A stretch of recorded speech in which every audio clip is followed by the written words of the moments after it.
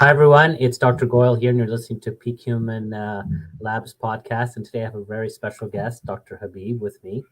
Let me just give you a little quick bio on him. He's the author of Activate Your Vagus Nerve and host of the Health Upgrade podcast. He graduated as class valedictorian from the Canadian Memorial Chiropractic College in 2010 and went on to practice traditional chiropractic medicine for many years until he utilized the power of functional medicine to transform his own health. So I'd love to hear about that today. He's also the founder of Health Upgraded, which we'll be hearing about, an online functional health consulting clinic supporting optimal health by elevating the awareness and function of the vagus nerve. And so primarily this is where we kind of reconnected at the conference, anti-aging conference, I don't know, 6 months ago. And I thought, I came upon this booth on the vagus nerve. I was told it's like, okay, that's very interesting. And then he was at the booth. And I'm like, wow. And then there was a great talk there, a great science-based talk. And I thought, let's just get you on this because this is something most people aren't talking about. We hear the traditional kind of stuff happening in functional medicine, but nobody's really talking about, vagus nerve therapy. So let's get right into it. And I'll put some web links in the show notes so people can hear that. But Navaz, maybe if you don't mind, let's call you that for the rest of the I'm good with that episode. Maybe just tell us a little bit about yourself. Like, how did you even, you're a chiropractor, but sorry, let me just close this off. How did you get involved in this whole space? It's a great question. Tell me about that. It all started at chiropractic college, where a lot of the topics that we talk about is very kind of neuro-based and anatomy-based, understanding the anatomical structures of the body. Obviously, when you're a hands-on practitioner, you need to know the anatomy really, really well. And I've always been very anatomically focused and very driven by knowing the nervous system and how the nervous system works. Right. As far back as high school, when I built a model of the brain for my grade 12 biology project, and I labeled it. I got 100% on that. So the brain has always been something that I'm very curious about, very excited to hear about. The vagus nerve always kind of stuck out because it was a nerve that was different from any other nerve in the body. No other nerve has as many connections as the vagus nerve. And at the time, what seemed like as ambiguous amount of function as the vagus nerve has. And it was ambiguous to me, which kind of piqued my curiosity a long time ago with it. At the same time, while I was in chiropractic college, I weighed 250 pounds. I had high blood pressure. I was borderline diabetic. I was dealing with health issues that nobody in their 20s, let alone anybody in their 50s, 60s, 70s should be dealing with, right? Mm-hmm. And these health challenges were a struggle that I was trying to figure out how I was going to get through it. But I didn't fully understand what health meant. And that was where functional medicine really came in. My red pill moment was when a very chance encounter occurred with Sachin Patel. Sachin is my one of my mentors, the guy that brought me into the world of functional, and really introduced me to understanding the concept of health, not being the absence of disease, but rather the production of optimal energy and function and human cellular processing to the level where you can be the best version of yourself. That red pill moment led to significant weight loss, significant improvement in my energy levels, what I'm capable of doing. And it was that moment when I had to kind of step away from the hands-on chiropractic care and really shift into the functional world because it made such a profound change in my life that I needed to share it with as many people as possible. And that's what brought me here. And then through that functional kind of world, I always kind of, I was trying to piece together what was the basic process by which we go from health to disease. And the more common avenue is inflammation, right? Inflammation is generally this basic underlying challenge that's ongoing, that when there is a lack of control of that inflammation, we go down this path towards disease and dysfunction. And we want to make sure that there is control. Inflammation in itself is not a bad thing. It's an important process. But the control of that inflammation is where that missing piece often is. So we need to know the sources of all these potential inflammatory challenges, which is what functional medicine is heavily rooted in, understanding the root cause of these problems. Mm-hmm. But what's that common avenue that leads to the lack of control? And that is where the vagus nerve really comes in and plays an important role. The vagus nerve is the controlling piece of the parasympathetic nervous system, Mm-hmm. the rest and digest system as we know it. But more importantly, it is the controlling branch of the cholinergic anti-inflammatory pathway.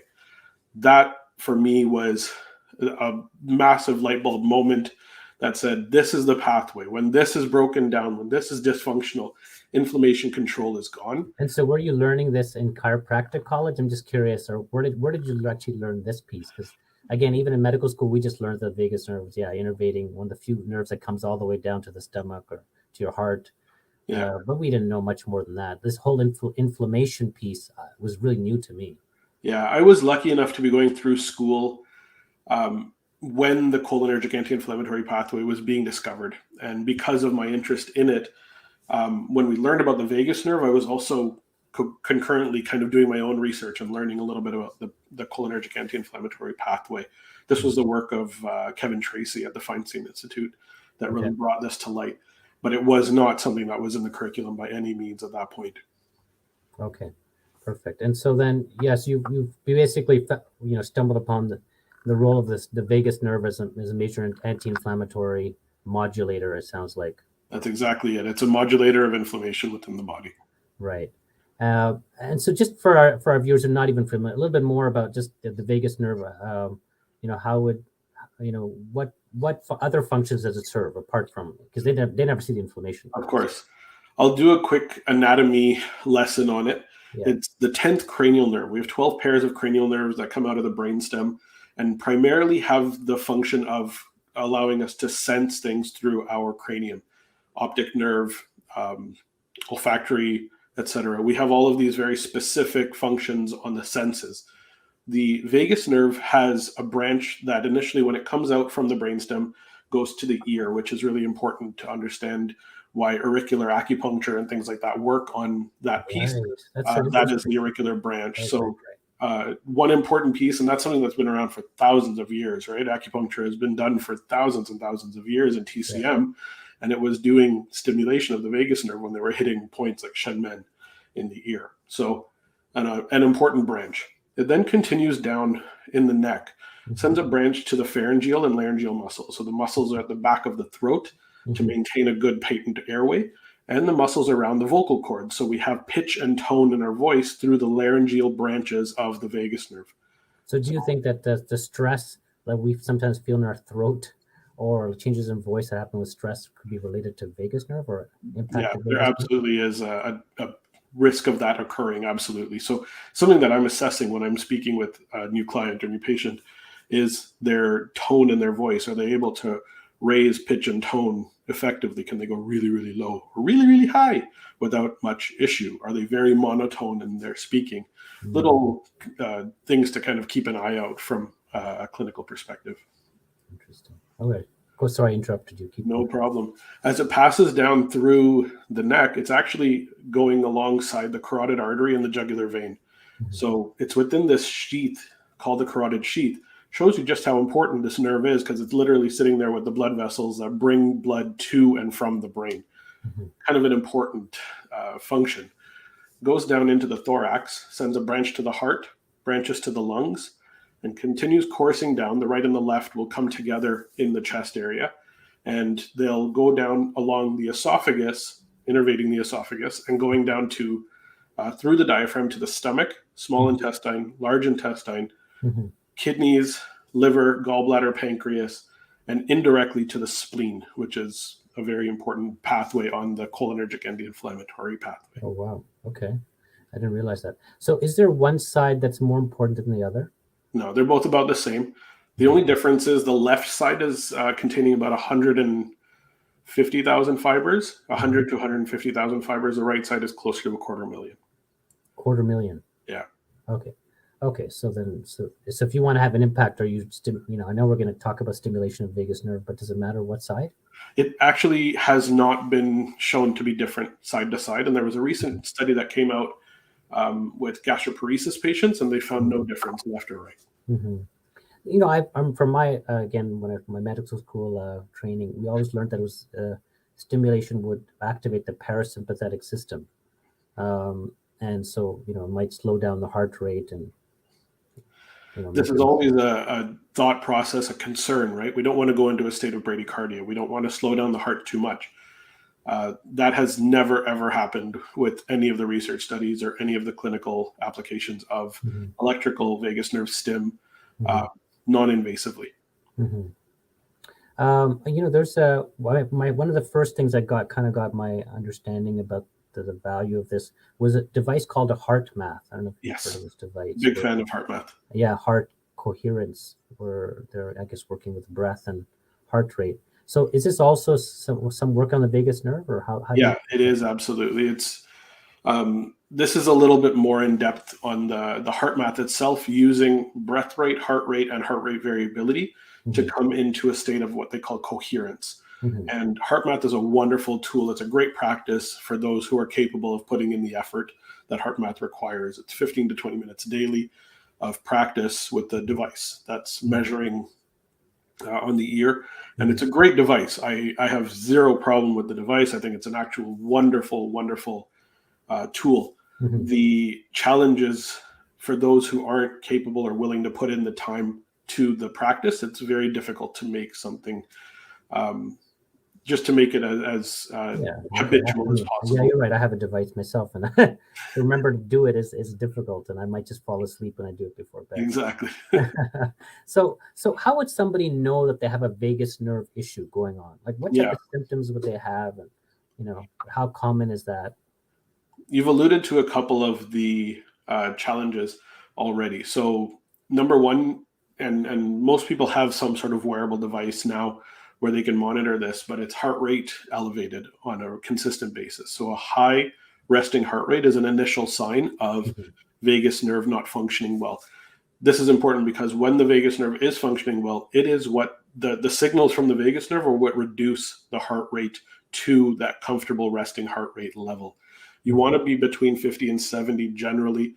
For longevity and for peak health, we want to focus on getting into that 45 to 55 number, which would be a sign that you're not working too hard. Mm-hmm. Mm-hmm. Okay, so that So would heart be, rate would be one of those things. yeah, heart rate is an initial step. It's not the most in depth, and it's not a very accurate just to vagus nerve Yeah. marker, but it's an important one to look at. The big one for me is heart rate variability. Yeah. So HRV is a measure of the amount of time between beats of the heart measured over time. So it requires a time bracket or a time measurement. So over 3 minutes, over 5 minutes, etc., Yeah. things like that. And what we're looking for is a trend where our heart is not beating like a metronome. We want variability. We want it to go from 300 milliseconds to 370 milliseconds to 420 milliseconds to 310 milliseconds, and that our heart not beat like a metronome. Exactly. The Have more some variable, the flexibility. more vagus nerve stimulation is occurring. Right. So how would I was an Aura Ring user for hundreds, not hundreds, 3-4 years every. Yeah, there you go. Has a very good heart rate variability function. Yes. How would you? I mean, basically, they always tell people to perform against yourself because, like, Yes. a Yes. young person has a variability like 90, and mine is stuck at like 50 on a great day. But so how would you ask them? Like, what would you do? Like, so tell people, okay, what if you're below what you think you normally are, then you may be in an issue where vagus nerves, That's exactly right. heart So rate. it's not an absolute measure, which means that you can't compare two people. It's going to be Yeah, very different. And then different devices measure in a slightly different way. yeah, So Aura Ring, for example, measures an average HRV through the entirety of the sleep cycle. It doesn't measure during the day yeah, unless you specifically set an unguided session to measure that. But it's yeah. again an average over that period of time. So it's not going to be what is my HRV in this exact moment. Hmm. It's what is your HRV trend going to be over time. And so it's an important thing to note that you don't want to compare your 50 to somebody else's 90, right? We find that people that are athletes that have trained from a really long time, from childhood, they have this phenomenal cardiovascular capacity and VO2 max through the roof. their HRV can be 120 to 150 milliseconds, which is massive, right? Just a huge positive number. Right. Where people that are generally in more chronic health conditions often have very low HRV, and we're looking in the 10 to 25 to 30 category millisecond wise. So there is a very wide range, and you never want to compare somebody who's dealing with a chronic condition to somebody who's an athlete that's got like max VO2 max levels and stuff like that. Right. We can't have that comparison occur, but what we can say is, what is this person's average? What is this person's target? And what happens when they sleep well, when they eat well, when they feel well, when they feel rested? What happens to their HRV then? Do they get up into the 30, 40, 50 range? Right? And we want to compare to yourself every single day is kind of what you're looking for. So, okay, so we've done heart rate variability. What else? What other signs could there be that there's a need, for looking at the vagus nerve for them? Yeah, the most GI type symptoms or something. Yeah. So GI issues are very commonly linked to vagus nerve dysfunction. So gastroparesis, IBS, IBD, constipation, diarrhea. If it's not something that's particularly triggered by a microbiome specific issue in an acute scenario, then the vagus nerve is often involved heavily. And that's because the stimulation from the vagus nerve that goes to the gut, 80% of it is actually coming from the gut up. So it's talking from the microbiome through the vagus nerve to the brain. But the information that's going from the brain to the gut is turning on peristalsis. It's turning on that migrating motor complex to allow for food to be moved effectively through the entirety of the gut and for nutrients to be absorbed effectively. It's also heavily involved in the production of a zonulin and occludin, which are the molecules that hold our epithelial cells together. So it stops the leakiness of the gut. This has actually been proven with vagus nerve stimulation, actually improving or proactively stopping the breakdown of occurring for ultrastructure injury, even when they induce colitis and things like that in animals. So really great study to show, like, it's the macrophages underneath, the 70% of immune cells in our body that are located in the gut lining are actually influenced heavily by vagus nerve, sending acetylcholine and turning on the rebuild mechanisms of those macrophages to get the gut lining to be nice and strong and functional. Oh, wow. Okay. So you mentioned constipation, maybe IBS symptoms. Do we have any relation with IBS? Yeah, absolutely. And specifically on the SIBO side, something that is really heavily overlooked with SIBO, we're often throwing a bunch of herbs or antibiotics at people and not having the results last. We can get short-term relief and then the issue comes back. And it's often because a neurological piece has been missed in vagus nerve function. And so we need that neurological innervation sending a signal to the gut to say, yeah, we're not in a stressed state. We're in a calm state. We're in a parasympathetic state. Digestion can occur now. And that signal goes down and turns on that peristaltic motion. And so that allows for the bacteria that may be present in the small intestine to get pushed into the large intestine. Secondarily, the tone of your ileocecal valve is heavily linked to vagus nerve because the vagus nerve does send signals directly to the ileocecal valve. So having a backwards movement of foods from the large to the small intestine, which it shouldn't be going anyway, but the tonicity of the ileocecal valve is heavily linked to vagus nerve tone. And you mentioned the spleen. Anything specific there? Yeah. Spleen-wise, this is where kind of the understanding of the cholinergic anti-inflammatory pathway came up. Now, it's not a direct link, but it is a very important one. Vagus nerve sends a branch to the splenic ganglion, which is at a level approximately T10 of the thoracic spine. So we have this sympathetic chain that's going down on both sides of our spine at the back, but just in front of the spine. And it goes down and they have these little ganglia, which are like globules of neuron cell bodies. And that's where the connections tend to occur.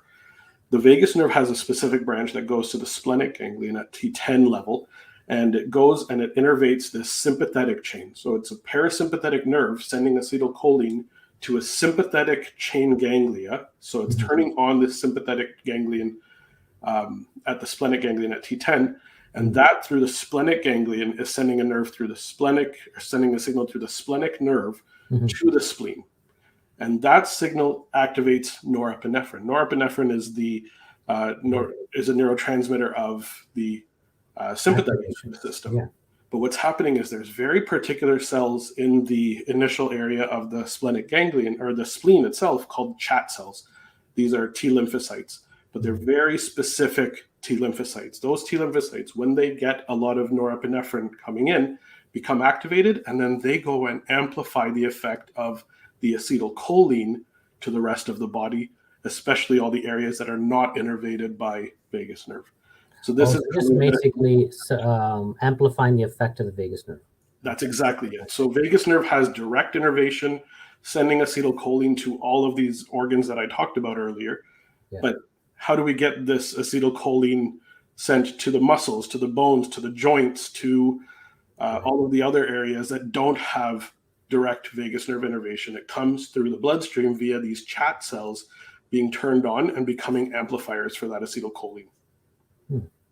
What's the impact with food? Does food do something to this, how this nerve is stimulated? Yeah, a lot of people are really lacking in particular nutrients when it comes to vagus nerve. And vagus nerve, I kind of just mentioned it, but the neurotransmitter that vagus nerve uses is called acetylcholine.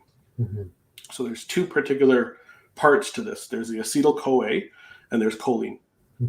Acetyl-CoA is a byproduct of fat and carbohydrate metabolism in the body. Right. When we lack B vitamins, B1, B3, chromium, lipoic acid, we are not going to have really effective carbohydrate metabolism. When we lack carnitine and vitamin B2, we're not going to be able to burn carb or fats into acetyl-CoA. Those are important because those are precursors to mitochondrial function being effective. Sure. They're heavily involved in the production of acetyl-CoA. So when we lack B vitamins, we lack those particular nutrients, we can't build up enough acetyl-CoA for A, the mitochondria to function well, and for B, acetylcholine production. Number two is choline. And choline is deficient in about 90% of people in North America. We are deficient, heavily deficient. We need to get nutrient. I'm telling my patients to take phosphatidylcholine supplements regularly for so many aspects. Apart from supplements, where could they get this from? I think eggs. Eggs are the main source, particularly yolks and runny yolks. Don't cook the yolk if you want the choline to be effective and easily bioavailable. So I'm a big fan of like soft boiled or sunny side up type eggs, because that runny yolk will contain a lot more bioavailable choline than almost any other choice. And then when it comes to supplementation, there's a few different types of choline that you could use. I'm a big fan of what you mentioned there. Phosphatidylcholine and alpha GPC being my top two. Okay, perfect. Okay, that's great. I'll put some links in for our viewers. So let's talk now a little bit about. Okay, so I figured out. Okay, I need to do something about my vagus nerve. There's some dysfunction going on. What are the lifestyle things one could do to address this issue? Like meditation, or we talk exercise. What can we do? It's funny enough, it's all the basics, but most importantly, the key is breath. Breath is the one major controlling piece that we have to shift our state from sympathetic to parasympathetic, to go from activated and stressed and fight or flight to less activated, rest, digest, recover, and restore mode. So we often think parasympathetic just means rest and digest. I've added the recover and restore pieces in there, because that's where after a major stressor, after a challenge, or after a competition, for example, we need to recover. And that can only happen when we get into parasympathetic state. The breath is the key here. So fast breath is a sign of sympathetic activation. Chest breathing is a sign of sympathetic activation. And mouth breathing is a sign of sympathetic activation. So if we're breathing through our mouth and we're breathing shallow with our chest and our upper back muscles, and we're breathing short and shallow, that's a sign to our brain that we are under stress, that there is some threat to our survival potentially happening. This has been around for thousands of years as something that we've adapted. Now, with all the stressors that we experience, more people than ever are breathing poorly. They're breathing with their chest. They're breathing with their upper back muscles. They're breathing with their mouth. All of the challenges of metabolism and whatnot are absolutely contributing to a poor ability to breathe effectively. And we've often forgotten how to breathe using our diaphragm. Yeah. So The diaphragm is innervated by the vagus nerve too, I see. it's not innervated by the vagus nerve. It's the phrenic nerve that phrenic has nerve. Okay. the diaphragm directly, but the vagus nerve goes through the diaphragm to get to the abdomen. Okay. It's not a motor nerve there. It's often mistaken, but it is the phrenic nerve that goes to diaphragm. So as our viewers are just listening to this, I mean, they should just take a breath and just see if you can breathe through your stomach. What does that feel like? Yeah. So one of the tools that I use with all my patients, hand on the chest, hand on the belly at the same time, take a deep breath and check which hand is moving. Ideally, the hand that's on your chest should not be moving almost at all. It should be just the hand that's on the belly, allowing for an inflation to be occurring below. When we breathe with our diaphragm, what's actually happening is we're creating a vacuum in our chest, allowing for air to be sucked into the lungs. But what's happening with that diaphragm, when it goes down, it's actually massaging the gut as well. And that's creating motion pattern in the abdominal organs. So the liver, the small intestine, the stomach get a physical motion pattern, signaling that we're in a parasympathetic state, signaling digestion to turn on. Right. So it's a great way to kind of counterbalance it with a physical motion pattern that activates the parasympathetic nervous system. Perfect. Okay, so we have breathing. You said, and you know, people talk about, so basically slowing down breathing and abdominal breathing is what you're saying. But there's no like special like formula, like, you know, take a breath in for 4 seconds, hold for 4 seconds. You can use, there are some that you can use. Box breathing is a great option, 4-4-4-4. Yeah. The one that I've found to be really effective is 4-7-8, in particular because while we're inhaling, we're actually stimulating our sympathetics a little bit more. Our heart rate actually rises when we inhale. As we exhale, the heart rate comes down. So if we lengthen the exhale to more than the inhale, it's going to trigger parasympathetic activity. Right. Slowing down breath rate and slowing down the exhale time over the inhale time will absolutely shift you towards a vaguely activated tone. So 4 seconds in, 7-second hold, 8 seconds out is a great pattern that I've found to have wonderful effects for a lot of people. After the exhale, is there any benefit to holding further? I guess that's doesn't have to be. It's really just about slowing down. You want to essentially get your breath rate below 10 per second, or 10 breaths per minute, excuse me. Okay, awesome. Thank you so much. This is great. So let's now move on to you know, basically the company you founded. Am I correct to say that? I'm not the founder at all. In fact, I found them, but I didn't. Oh, you found them. Okay, perfect. So let's just talk they about kind of found me. So funny enough, when I wrote my book about 4 years ago, I was doing research on electrical stimulation. I just kind of briefly mentioned that electrical stimulation has shown some positive things, and there's some FDA clearances for migraines and cluster headaches. And I reached out to the company. Nobody got back to me at that point. A year and a half ago, they reached out to me and said, "Hey, we've been using your book as a training tool for all of our sales staff because everybody needs to teach the doctors about vagus nerve." And I became kind of a support mechanism for helping them teach people what the vagus nerve was. And then I started using the devices with some of my patients and for myself. And vagus nerve stimulation has just exploded what we're capable of helping people with in inflammatory conditions, or even just in terms of optimization, which is really exciting, but really focusing on improving the function of this nerve, because for too many people, that nerve function is just deteriorated to the point where they need external support. And if we can avoid doing it with pharmaceuticals and do something with a non-invasive tool that's going to not have any major side effects at all, this is a wonderful piece that people can add into their lives. So maybe, if you could just kind of show the device, because I mean, getting people's head around that you have to how to stimulate an actual nerve. So this is the GammaCore Sapphire device. They have a few other options, but this is the one that I use clinically with most of my patients. It's 2 electrodes that are sitting on the top of it. I kind of mentioned this earlier, but anatomically, when you find your pulse, you're looking for your carotid artery. If you find your pulse, you found your vagus nerve. So what you're doing is you're going to that point, you're turning on the device, and then you're increasing the intensity of the device with an electrical stimulation. This device and the therapy that's being provided, patented by this company, is a very high frequency. It's a 5,000 hertz frequency. It's not a microcurrent. It's not a TENS, so it doesn't activate the pain fibers. It actually doesn't turn on the C fibers of the vagus nerve. It's only shown to activate the A delta fibers, which are the afferent fibers going up to the brainstem. So we're getting essentially a massive electrical stimulation into the NTS and the other three nuclei of the brainstem of the vagus nerve. So we get this vagus nerve brainstem activation that tells us that we're in a parasympathetic state. That sends signals up into the brain to calm inflammation, to create some neuromodulation. It really does help improve your serotonin and dopamine, but in particular your acetylcholine levels, which is obviously really important on microglial activity. And then on the way down on the efferent, it's going to send out acetylcholine through those pathways as well. So it really stimulates through and almost supercharging the vagus nerve to do its work below and to send signals up into the brain to have really positive effects. So just wanted to rewind a little bit for our viewers. So it's a little device that you're going to put over here. It's a stimulation, a kind of electrical stimulation. Yeah. And do they feel anything? Yeah, you'll feel a bit of a tingle.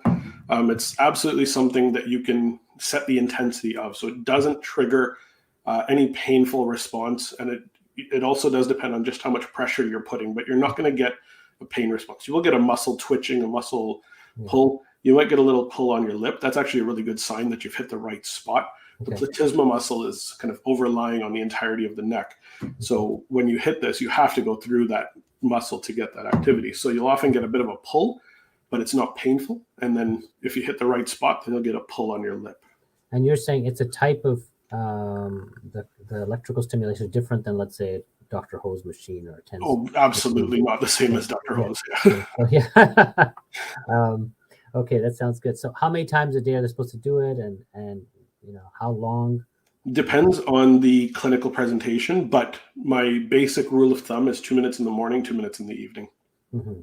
Okay. Oh, so it's only 4 minutes. Yeah, it's 2 minutes in the morning, 2 minutes in the evening. It's so easy to add into a daily life, and that's why I really am an advocate for this, because with such a small amount of actual time invested into making this happen, you keep it on your bedside table. You wake up in the morning and stimulate. You wake right before you go to bed, you stimulate for 2 minutes and you go to sleep. We're finding phenomenal results in people's sleep changes, phenomenal results in their energy through the day. Just it almost sounds like snake oil, but in reality, I'm getting it's hard to believe phenomenal results. It is hard to believe, and that's part of the magic behind it. Is this is proven through research time and time again. There's about 80 different published studies over the last 15 years on this particular device or precursors to this device that have had phenomenal results in various conditions. Let's say if somebody has panic attacks or something like that. Anxiety is so common, and that's probably sympathetic overdrive. Do you think have you seen results with this type of device? Yeah, this is one of the areas that's kind of the bread and butter of this device is anxiety and sleep. So sleep improvements or sleep changes we know are heavily linked to mental health disorders, whether it's depression or anxiety. We know that there's changes to sleep patterns, waking time, sleep time is going to vary quite a bit. When we can create normalization within the sleep pattern, then we're allowing for balance within the neurotransmitters to occur in the brain. And so what we have is a reduction in norepinephrine and some of the more activating glutamate type of excitation that can occur, and a lowering or support of the serotonin and dopamine levels. Okay, that makes sense. Okay, and then can you tell us where can one get this device? What's it called? Yeah, absolutely. The Gammacore Sapphire, the one that I'm holding right here, is a clinical device, so you would have to get this prescription-wise from a practitioner. Okay. There are other options within the company. The one that you have been I have one right here. Truvega. Pull it out right there. Yes, the Truvega device. Truvega device, which is more consumer device. Is that correct? Exactly. That is a consumer device. So that is available for purchase over the counter from the company itself, truvega.com. Yeah. And it's just an easy, simple add-on. It is there's not a rechargeable device, so you use it up, and then once it's done, the device is essentially waste, I guess. Is the Oh, best way okay, to put okay. it. So it has a certain number of treatments. Is that It correct? has 350 stimulations on that particular device. Yes. Okay, then you can't recharge it. Whereas the electrocore, you could. Yeah, You the could Gamma Core Sapphire Gamma comes core, with yeah. a full charging pack, and it's something that you just recharge with your practitioner on an ongoing basis. It's a very therapeutic approach. So it's kind of we recommend a 3-month prescription or something along those lines. Is it covered by any insurance companies that use buying this device? Not in the US that I'm aware of, and absolutely not in Canada because we're in Canada. So it is not covered, but it's something that has had such phenomenal results that I think it's absolutely worth every penny for the people that need it. Well, that's really amazing. Anything else you kind of want to tell us a little bit about this? Yeah, I can absolutely, because I know you come from a bit of a biohacking side of things as well. And we actually met at the biohacking conference in Toronto, if you remember, years and years ago. 2017. Yes, pre-pandemic, pre-chaos. The really cool thing that's coming up here is there was a research study that just came out with this particular device that was utilized by the Air Force in the Defense Language Learning Institute. And the results are essentially astounding. When they had 2 groups of people that were learning a second language, and this is like CIA spies and Air Force people that are learning a second language so they can communicate with people. And what was shown was using the device, they can speed up language learning by 25%, recall and language learning by 25%. So instead of 4 days, it was taking 3 days to. So they were doing it again twice a day, 2 minutes? They were doing before the learning and after the learning. Oh, okay. Specifically. So they were adding it in there, but it was pre-lesson, post-lesson, and then the recall points 4 days and 8 days and 16 days later were amazing. So do you feel like this is more like a lifestyle treatment, just like, we have other lifestyle drugs that people are taking with, they don't necessarily have an illness, but they just want to be at their peak performance. Yeah. Are you seeing that's where this could be going?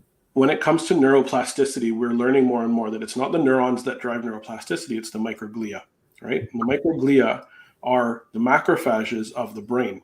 And when these macrophages are in a state of hyper-inflammatory, hyper-challenging kind of state, essentially you're calling in the firefighters. The firefighters are there to put out every fire. They want to stop any threats to their survival. What happens when you stimulate the vagus nerve, when you trigger acetylcholine production within the brain, you shift these microglia cells from M1 activated firefighter types into the repairmen and the housekeepers and the ones that maintain neuroplasticity and homeostasis.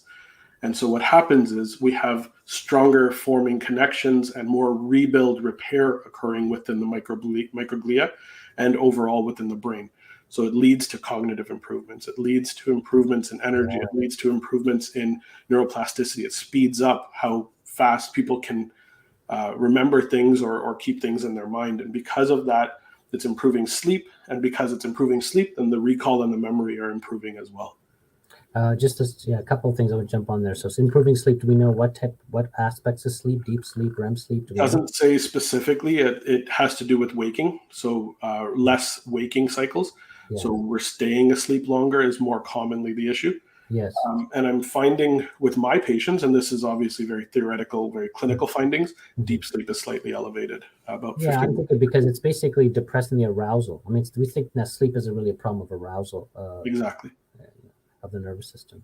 And then you just really piqued my interest. I have a particular interest in brain health and all about Alzheimer's. And so what do you think about that? And if you're saying that there could be cognitive improvements, do you think there could be some impact on such neurodegenerative diseases? Absolutely. So I'll give you a clinical story from I have a group that I run, Vagus Nerve Upgrade Program. Okay. And one of my clients that came in has Parkinson's, diagnosed about 15 years ago. Tremor has been there forever. One of the first symptoms of his Parkinson's was anosmia. He lost his sense of smell. So 18 years ago, he essentially stopped being able to smell anything. Started using the device for 2 weeks. On the second week, he messaged and he said, for the first time in 18 years, I can smell my wife cooking bacon downstairs. Wow. A Okay. ridiculous story. And then literally the hour before we're getting on this call, I was on another one. I have a patient who was considered nearly legally blind, 2100 vision, so Yeah. getting down that path. And she no longer has to walk around with her cane to ensure that she's safe. Her I mean, vision this is improved significantly. that's crazy, almost out of science fiction. Yeah. Okay, yeah, that's pretty amazing. What about like for athletes who they want to? Do you think there'd be some benefit there? I'm thinking about what the best way to share this is. Um, I can't share names of specific athletes, Yeah. but know that championships have been won with people that are using these tools, very Very well known championships. And one of the best applications for it is post concussion TBI. right. It is phenomenal at reducing the spread of the inflammatory reaction within the brain, reducing amounts of damage that have occurred. Mhm. Just vagus nerve stimulation in general is really good at reducing the risk of major TBI-based events. Is there studies that actually show like okay when you apply this device that the vagus nerve is stimulated? Like, is there some? Yeah. How do they test for that? And how It was fMRI that was done. So fMRI? they essentially this device is the easiest, shortest duration, but they wanted to compare it to auricular stimulation. So there's electrical stimulation of the tragus, which Right. is auricular branch, and then there's actual invasive where they actually go in, coil around the vagus nerve and put a device inside. That was where this whole kind of pathway began. Was epileptic patients needed something to help reduce seizures, and that's what vagus nerve stim is really great for. So an fMRI study was done comparing non-invasive electrical vagus nerve stimulation versus auricular versus implanted. And the fMRI study showed that within 2 minutes, we had the same amount of activation in the brainstem, particularly the NTS, neuronucleus tractus solitarius, which is the main parasympathetic nuclei in the brainstem, getting that activation. So it's very, very well researched. There's research coming out of Johns Hopkins and MGH and Stanford and you name it. All of these. So before this device, how did people do this? They were not able to do this, or was there like had to be happen? How were they doing in the research area? They would have to like put an electrode or something like right onto. Yeah, implanted was the way to go. Right. So this is a huge game changer, and this has become so much more easier for anybody to just stimulate their vagus nerve and 100% part of their lifestyle. 100%. Wow. Okay. I think this is amazing. I hope the viewers enjoyed this. Again, it's Dr. Habib is here from Health Upgraded. He's got his own podcast called the Health Upgrade Podcast. Go subscribe on his channel if you liked what he's saying and learn more about that. And if you like what we're doing here, then subscribe to this podcast. That'd be great. Thanks so much, Navaz. I really appreciate your time today. It's my pleasure. Thanks for having me. All right. Okay. Talk soon.